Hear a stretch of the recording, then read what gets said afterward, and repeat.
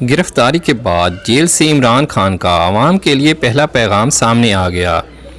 اپنے خاندانی ذرائع سے ٹویٹر اکاؤنٹ سے کارکنوں کو صورتحال بتا دی۔ چیئرمین تحریک انصاف نے لکھا کہ جب 5 اگست کو اٹک جیل میں قید کیا گیا تھا تو پہلے چند روز خاصے مشکل گزرے۔ سونے کے لیے بستر نہیں تھا اور فرش پر لیٹنا پڑتا تھا، جہاں دن کے وقت کیڑے مکوڑے اور رات کو مچھر ہوتے تھے، لیکن اب ایڈجسٹ ہو گیا ہوں۔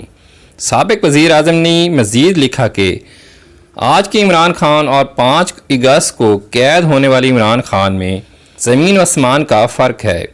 آج روحانی، ذہنی اور جسمانی طور پر پہلے سے کہیں زیادہ مضبوط اور طاقتور ہوں۔ عمران خان نے کہا کہ یہ لوگ مجھے جس جیل میں بھی رکھیں، جیسے حالات میں بھی رکھیں، آپ نے گھبرانا نہیں اور نہ ہی میرے متعلق پھیلائی جانے والی افواہوں سے پریشان ہونا ہے۔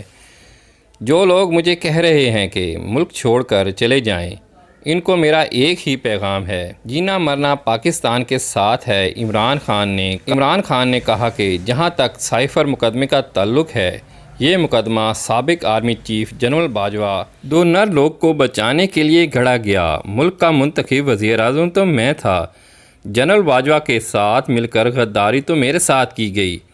چیئرمین تحریک انصاف نے کہا کہ اگر کسی چیز کی تکلیف ہے تو وہ ان کارکنان، خصوصاً خواتین کارکنان کی اسیری کی تکلیف ہے۔